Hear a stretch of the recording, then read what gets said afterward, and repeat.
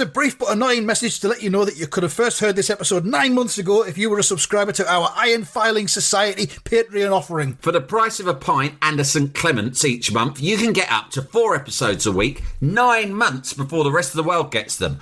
Early access to regular episodes, lots of other marvellous benefits, and there's absolutely no adverts or brief but annoying messages like this that will get right on your ticks. Find out more and subscribe now at tftimemachine.com/ironfilings.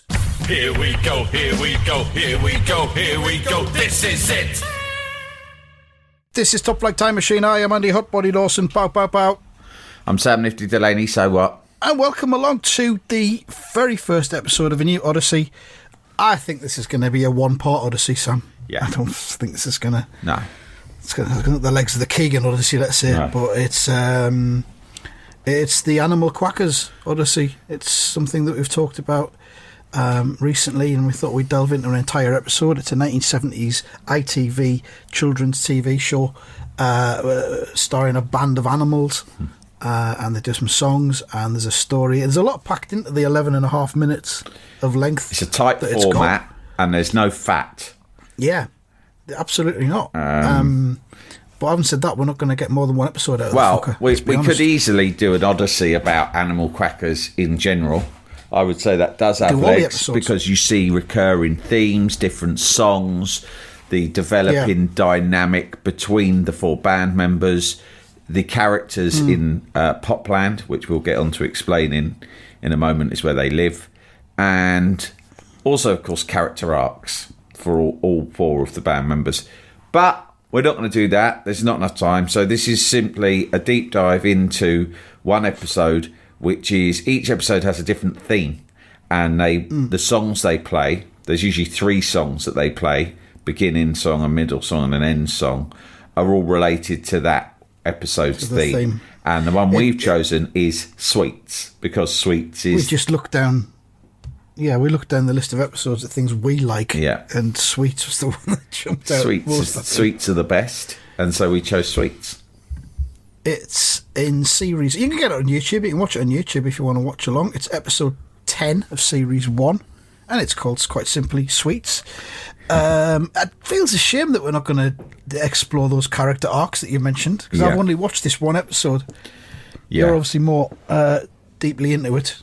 You seem to have watched all of them. I've watched a lot recently. I mean, when I was a kid, I watched it religiously, but I was very young. So the memories I have, as I explained to you on a previous episode, are emotional. They're kind of emotional. They're like visceral. There's shapes. There's colours. There's feelings. But now I've been watching them back. I've roped my son into watching them with me. He quite likes it. I mean, he finds it preposterous but amusing.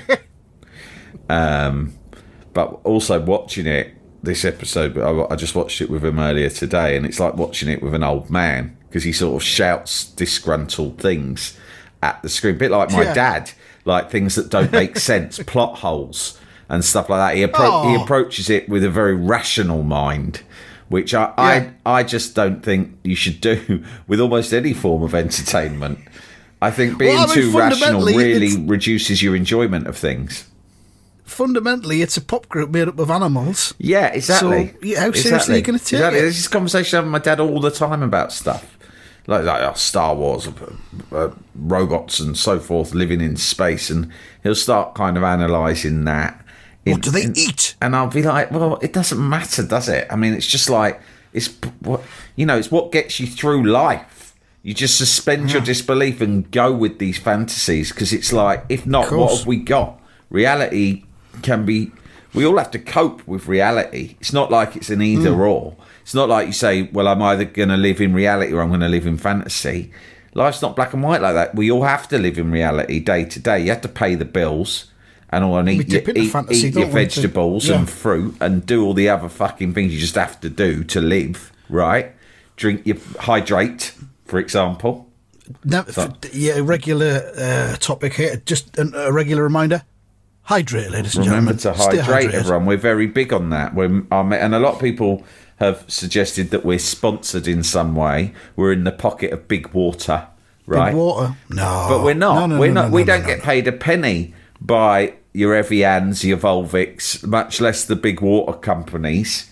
Even the cartels. tap-related companies, no. No, we're not in league with big water. This is personal for us. We're not being paid for this messaging. We just deeply believe in hydration. So if that's not evidence that we live in reality, then I don't know what is. But in order to offset reality, because it can get dull, it can get annoying, it can sometimes be depressing, you need a little bit of fantasy. And the Animal Crackers is a great example of this. And that's what I was trying to tell my son. I was like, mate, of course there's plot holes. None of this makes sense. Go with it. So you've watched this episode, have you, with your son just before we've sat down? This morning, Are there some notes that he's put forward? Or are they just for his podcast? Oh, he's getting a little bit proprietorial about things that... Are you allowed to say things that he said because anymore? He's now got his own podcast. There is a situation whereby we'll have a conversation and there'll be some funny things going on in it, and he'll make some funny observations, let's say, or he'll bring up a subject that's of interest to us both, and then he'll say, I'm going to do that on my podcast. I go, yeah, good idea. He goes, don't do it on yours. I'm like, well, his podcast, like this podcast, is, like all the best podcasts, just about life, right? It's just about life. Yeah. So I can't help what goes on Top Flight Time Machine because I can't help what happens to me in my life, Andy. I just get up in the morning. Obviously. I go about my business. I see what happens. And then very often I wind up telling you about the best bits, right? Yeah. Or the most notable bits, let's say. I said to him, listen, life is life, mate. I get up. You can't copyright life. You can't copyright life. These are experiences. But anyway, forget about him for now. I will tell you some of there was one outburst that he had during this episode, but it won't make sense until we've got to that bit of the show. Right. But suffice to say, we've watched it together before, and we both love the theme tune. The theme tune is a genuine banger, wouldn't you say? I think we can probably have a listen to the theme tune. We might fall foul of the copyright police. Don't know about I think that. we can have a listen to it because it is brilliant. Whoa, that's the Yorkshire Television ident. Yeah. Which immediately reminds me of Indoor League, which we've covered before. I went down a bit of an Indoor League Proustian rush, but here we go with the Animal Crackers theme tune. Lovely build. Do you believe in rock and roll? Yes, I do. Into the starship and off we go. Yes. Here we come to Parkland. Here we come to Parkland.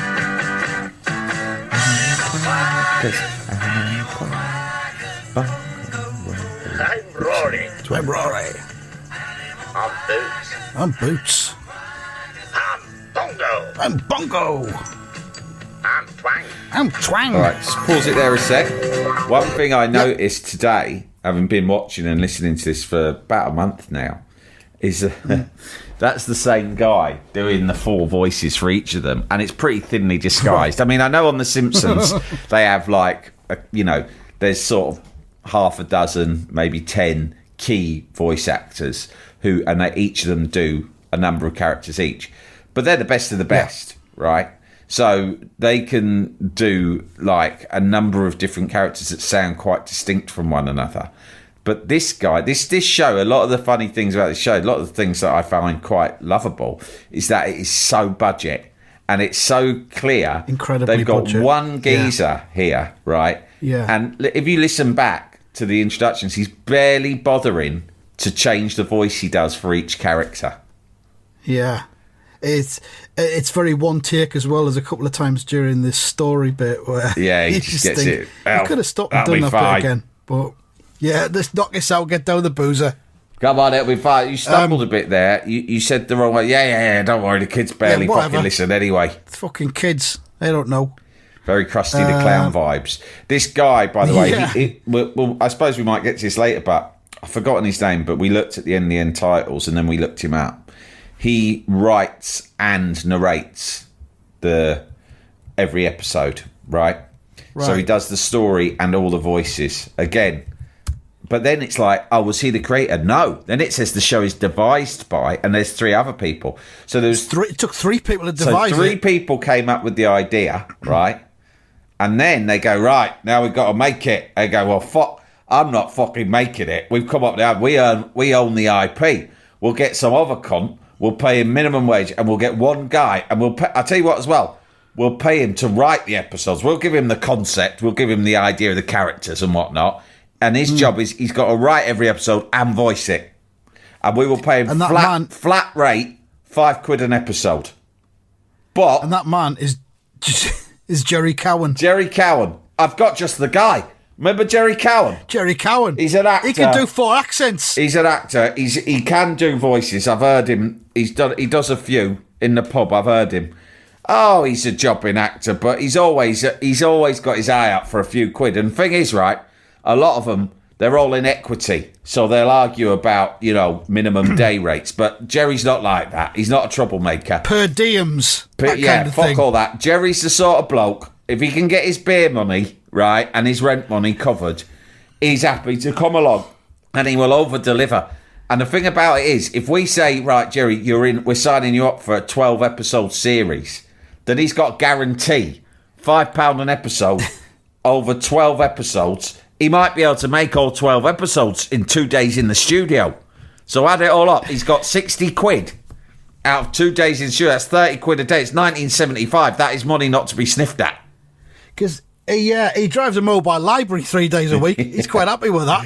He doesn't This care. is just a bit extra tickle for him. He just wants extra walking around money. He lives a very simple life. He's not married. He don't have kids, I don't think. He lives. He rents a place up in. Nothing weird about him. It's just how he likes it. He likes a simple life. I'm telling you. No, you're talking about doing casting. It's a waste of time. Jerry Cowan. I've got his number here. We'll call him up. Trust me, Jerry Cowan is the man for this job, and it will maximise our profit with the money we're getting from Yorkshire Television as well. He was engaged once to a lass for. They were engaged for 8 years. And then she called it off a month before the wedding. And he still don't know why. She just shut down all communication with him. He don't even know where she is. I think she's in Hull. But, he's not bothered with women since then. He doesn't really mind. That's how he likes to live. He says, the thing about him is he loves his own company. He says that, and I believe him. He does love his own company. You'll often see him drinking that alone. Mobile library, them people who come on board, he says they're his family.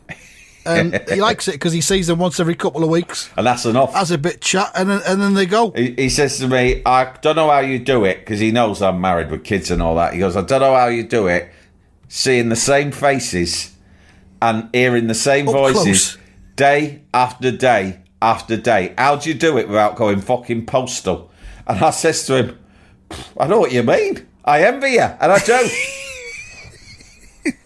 I've got the expense. The wife, she's lovely. I love her to bits, but she is boring. I do get bored. She's not much of a conversationalist. She'll maybe talk You run about out of stuff to say. the practical stuff like the shopping or the kids. I'm not, frankly, I'm not interested in what's going on with the kids at school. I didn't like school when I was at it. I don't want to hear about it now. Now I'm working in television. That for me, going to work is like a holiday from home. I'm not going to lie, she doesn't know this, but sometimes I just go and I walk around the streets after I've done work. I'm not interested in going to the pub. I'm not a heavy drinker. Yeah. At 1 pint and I'm a bit skew with, I just wander the streets. I pace the streets. And it's about, for about 90 minutes. It's and then I go home. And I say I've had to go to another meeting. But, It's just peace. Jerry's it's got it just sussed, time alone. Jerry is a good man. He's a simple man. He's got it sussed. And I'm telling you both now, I think he's the man for this job. And you'll say, he's not really even a mate. He's just a bloke I've known through work and out and around and about. So I'm not getting anything out of it. I'm just telling you, it's a fuss-free solution. Jerry Cowan. Write the name down. I'm telling you. The crucial thing is he can do 4 different voices. Don't worry about the cunts at Yorkshire Television. I'll fucking talk to them. I'll get him through, right? I'll get signed off. The cunt does 4 voices, but he only charges you for 1. So think on. Do the fucking maths.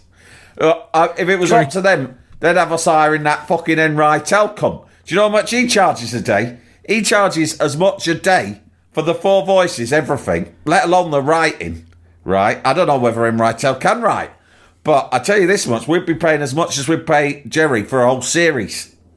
So Enrightel charges per voice and also then on top for himself. Yeah, and he charges repeats. So every time it gets shown again, and let's hope it gets shown again and again, he will charge us for every time it says. You don't get that with Jerry. You put cash in Jerry's hand on the day of the recording, you won't hear a peep out of him again. He'll record it, he'll leave, you won't hear from him ever again, unless you need him.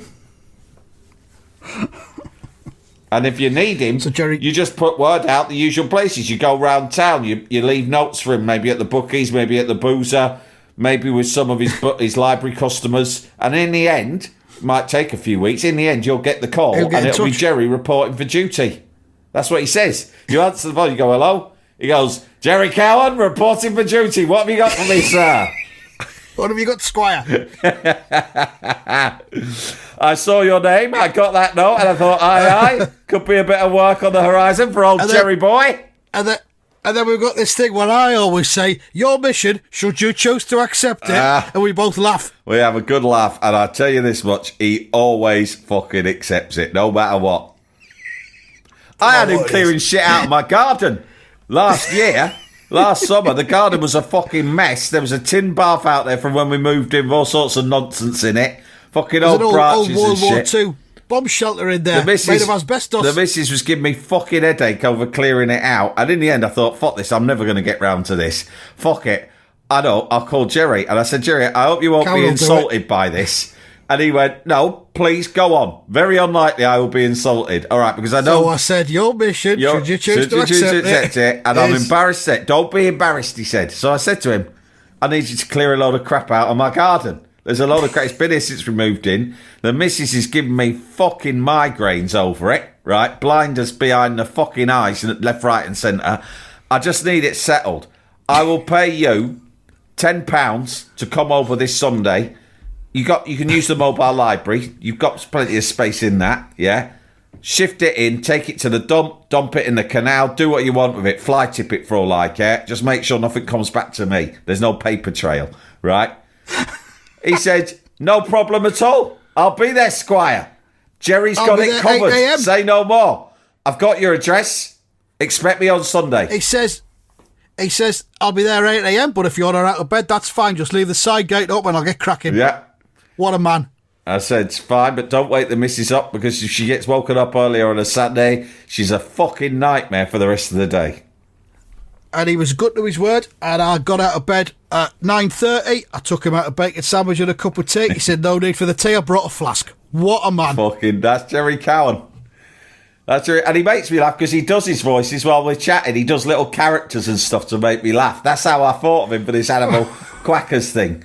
He does little voices and characters. He's very funny. He does like an old man, like a handyman. Oh, well, I'm doing my best, Governor, but it could take a little bit longer than I said it would. We can put that straight in the show. He does do a couple, like he does a Pakistani lad, which I find, and I haven't got a racialist bone in my body, as you know. I do find it quite funny. It's, what would you call it? It's an affectionate characterisation of a Pakistani shopkeeper.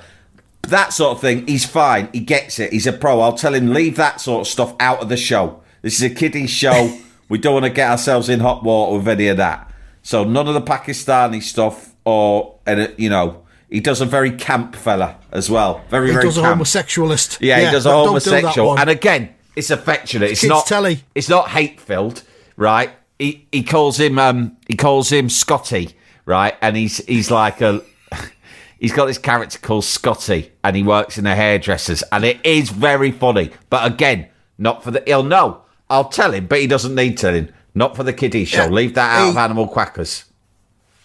Yeah, he's a landlord, and he talks about the fella that lives with him called Tarquin, but they're just good friends.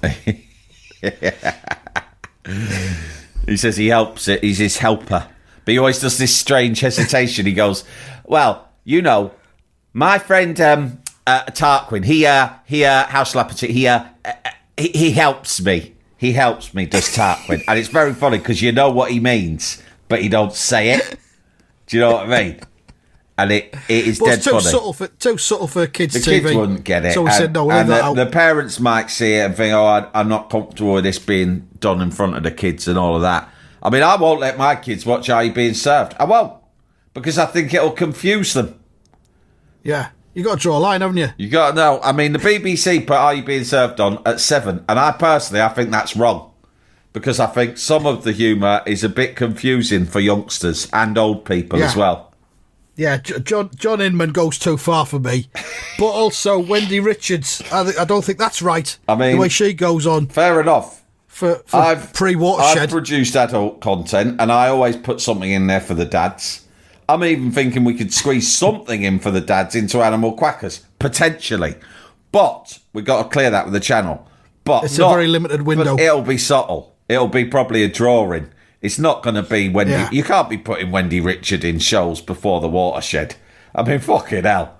She's like a fucking dangerous weapon. She's like one of them poisonous gases they use in Vietnam. You're going to have men losing control of the streets. You can't have. It. She's dangerous. She needs to come with a fucking health warning. I wouldn't cast her in this. Not even her voice. Her voice is enough to make you fucking go off half-cocked. Yeah. I like how they've got Molly Sugden on there to kind of tamper it all down a bit, you know what I mean? Just in case you're getting a bit overexcited. What is it? Oh, my pussy's sopping wet again. Yeah. Really? Oh, fucking hell. It's like a cold Jesus shower Christ. Thinking about her sopping wet pussy. Yeah. Yeah, they know what they're doing over there. Very clever show. Jalapeño. One of the three creators, and it might be this one that we're impersonating here, is Bernard Lee. Devised by. I don't care what Jerry Cowan says. We sat down, three of us, and we came up with an idea for a band of animals in a spaceship, right?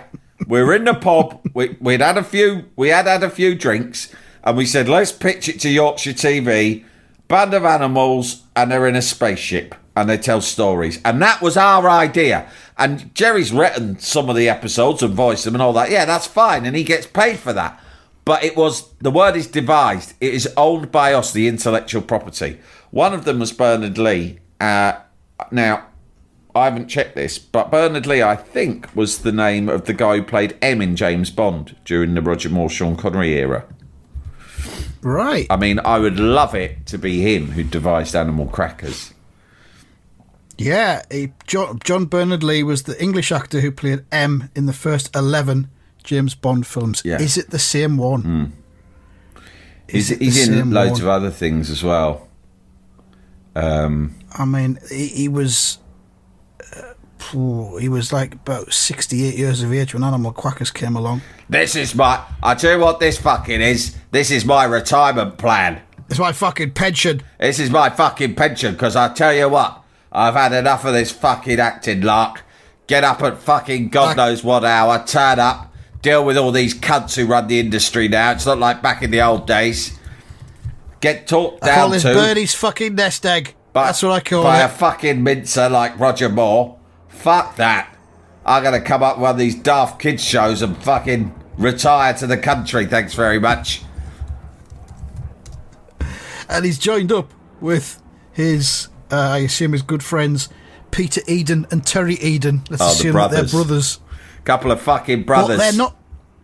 They're credited either side of each other. It's devised by Peter Eden, Bernard Lee, Terry Eden. So that's a bit weird. Well, that's like the Zucker brothers. I think they do brothers together. What is it? Zucker, Jerry. Oh, what's the other one? Zucker. Is it Abrams? Isn't it? Zucker, Abrams, Zucker. Zaz. Yeah. Yeah. I need to know more about the Eden brothers. Peter Eden. That sounds like a familiar name. It looks like Peter Eden did other stuff. Oh, there's a Peter Eden on some Donovan songs in the late 1960s. Well, that would make sense, because musically, we haven't got onto this yet, but the band themselves, the idea is, in case we haven't made that clear yet, the band appear and they're humans in costumes like animals, tatty costumes. One's a lion, one's a tiger, one's a dog, and one's a chimp, right? Or a monkey, I'm not sure which. The best one, I'm sure you'll agree, Andy, is definitely the tiger, Boots. Because he's got an eye patch and some boots, some sort of sexy and the boots. The boots are amazing. Yeah. The boots are proper glam He's rock. the coolest. You look at it and you think, he's the one that the ladies would have loved, isn't he? Rory, the blue lion, is the scariest. He also appears to be the leader. To my mind... Twang, who is the monkey guitarist, is the least good, although he takes lead vocals in this episode. They change who does lead vocals from one episode to the next. He's got a little bit of a Cockney delivery, a bit David Essex or something. I not that. I think he's the least good. And then Bongo's the drummer, who is a dog and always wears like round sort of John Lennon sunglasses and a hat, and he's pretty good. So that's it. Peter Eden. Yeah. Peter Eden, British former record producer and record label executive. Well, there you worked go. in the 1960s with Donovan. So he's gone like this. He's gone, I tell you what, I've been there, done it. I've done it all in rock and roll, in this fucking business, and it's a dirty business. And I tell you what, the worst thing about working in this business is, even for me, someone who's done the lot, I've been right to the fucking top, right?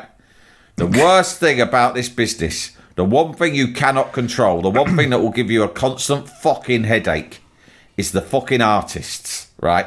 If I could somehow do what I do, but take the artists out of it, that would be fucking perfect. Because dealing with artists, fucking I don't care whether you dreamland. talk about Donovan, the fucking Rolling Stones, Slade, whoever they fucking are, they're all cunts. Cunts. Right? They're fucking... All of them.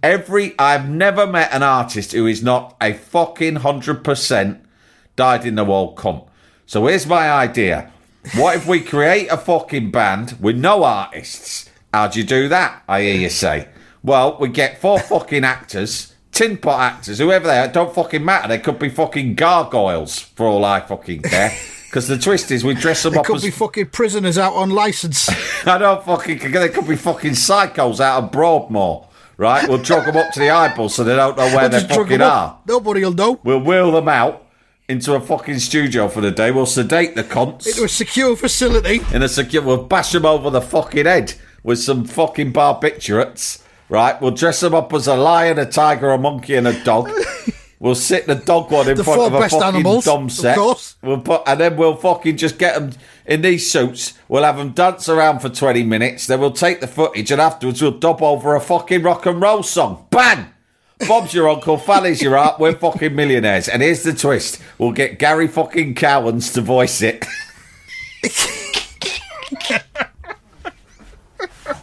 You know, I call it the Garden of Eden. Although we might change the name. Then we fucking sit back in our mock Tudor mansions in the Surrey Hills and watch the fucking cash flow in as the fucking kids of Britain lap it up. We will sell records. We will sell merchandise. We will sell a fucking show to Yorkshire Television and who knows who else, right? We will do the fucking lot. And it will run Fucking and brilliant. run and run. And we will have no artists knocking on our fucking door asking for royalties, asking for a better fucking hotel, asking us to make a fucking pop video, asking us to get lawyers to get them out of some fucking trouble they've got themselves on tour. None of that. None Look, of that. that's me, right? Anybody, any man who has the desire to get up on a stage and entertain a room full of strangers, he should be shot through the neck with a fucking bolt like a cow. Because I tell you, straight away. There's got to be something wrong up top with you in the first place to even want to fucking put yourself out there like that. Like, what's the matter? Did your mum never fucking hug you? Is that what's going on? It's the fucking Broadmoor lads who were the same ones. Yeah, get them in. They'll do Okay. how. Trust me, don't ask me how I know. But if you know people in Broadmoor, right, and if you know the right people, right, and you know whose fucking palms to grease, you can get access to any fucking psycho you want for 24 hours. If you give them enough drugs, you make them pliable, you make them docile, they're no threat to anyone, right? You prop them up, give them an instrument, or you ask them to do whatever. You can ask them to do all sorts of things. In this case, I'm going to ask them to play music playing animals characters, but they could do anything for you if you think about it. You won't get one of the big names, but they've got low-level psychos in there who'll do a job. Nobody's. They've got a catalogue. You go and tell them what it is you want, and they go through the catalogue, and they'll tell you who's best. You don't want the big names. The big names come with big egos, right? You want the nobodies. The people who've just fucking got done for repeatedly wanking in a zoo or something like that. The ones who'll just be happy. In the end, the authorities have got sick of them and they fucking banged them up, injected them with enough fucking barbiturates to knock out a fucking bear, and they just leave them there to rot. And actually, they're a burden on the state. So if they could earn some of that money back by hiring them out to us to be in a kiddies TV show, then actually you're doing good for everyone. Because you're giving money back. If not, it's all coming. Who's paying for those fucking nutters to be in there? I'll tell you who, the fucking taxpayer as usual. And I tell you what, they live a good life. Have you seen what they have for Christmas? Have you seen what their Christmas lunch is like? Unbelievable. Better than mine. They get all the trimmings. All the trimmings. All the fucking trimmings. And who's paying for that? Johnny fucking taxpayer. Of course he fucking Johnny, is. you and me. Yeah. Yeah, it was in the Sunday People. So we give a little bit back by hiring them out, putting them to work on something like this. No one knows different. They're all dressed up. They got a big lion's head on. They got a big tiger's head on. Whatever. I don't fucking care what animals it is. Maybe it breaks up the monotony of their sentence for them. Maybe they've got no idea they've done it. Maybe they thought it was a dream. I don't know. Maybe it helps them. And who's to say they shouldn't have help? Maybe it doesn't. Who's to say, in a society, who's to say that anyone is really guilty? What are they guilty of? They've broken a code of conduct, a code of morality. By whose definition? Created by who? Created by society. That is completely toxic and misguided. Who says what's wrong and right? God's the only person I answer to. And that should be the same for them. Everyone should have a second chance. Everyone should have a chance at making right what they've done before. But like I say, who's to say what they did before was wrong? My surname, Eden, as in garden of. Therefore, I could be wrong. I do believe I have a direct line to God. But that's not for me to say. Do I speak to him? Yes, I do. I speak Does to he speak him. Back sometimes? Do I get answers? Sometimes I do. Is that really God? I can't be sure. Do I choose to believe it is God who is talking to me in my head? Yes, I do. Does that harm anyone else? No, not really. So leave me to it. Sometimes I ask him if I should do things and he just doesn't say anything at all. And I think, you're telling me to make my own decision, aren't you, God? And I do. It's a test. I'm usually right. And he's not said no. Put it that way. He's not said no. So sometimes I do it. Too much. Nothing. Once or twice he says no. Nothing terrible. Nothing that, well, how can it be wrong if God's told you to do it? That's what I always say. So anyway, in conclusion, to summarise our meeting. 1, we will hire 4 psychopaths out of Broadmoor. 2, we will dress them up in animal costumes. 3, we will make them play some rock and roll songs. 4, we will get in touch somehow with Gary Cowans.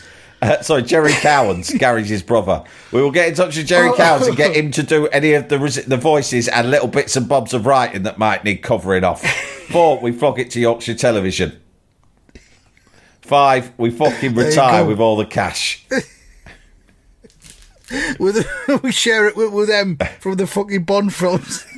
Now, Em hasn't contributed that much, but the thing about him is he's got the contacts. He's a foot in the door. He'll get his foot in the door. And he's a connector. That's what he calls himself. Name. He says, I'm a connector of people. And that is one of the most invaluable things you can be. Fucking priceless. Yeah. He says, I put cunts in rooms with other cunts. And in those rooms, magic takes place. And all I ask for is 20% of that magic. Between 15 and 20%. Depends on the project and the other individuals involved. Like, I put Roger Moore in the room with Cubby Broccoli. I made that happen. That was a room that I created. I ultimately regretted that, actually. But anyway, that's by the by. Yeah. Peter Eden, he was in charge of a record label called Dawn during the success of Mungo Jerry. So he was partly responsible for In the Summertime. Yeah. Sure, we've talked about Mungo Jerry extensively in the past. Can't remember what, though. We have. Person of interest. He then scaled down his music business involvement, started to run his own record store in Southend. and he was involved in the hit Viva España. Oh, Viva we're España. all up to sunny Spain. Yeah. No one. Fucking hell. I cannot ever go to Spain for any reason, even if it's a flying visit just for one night, a city break. It is not possible to go without singing that on your way to the airport.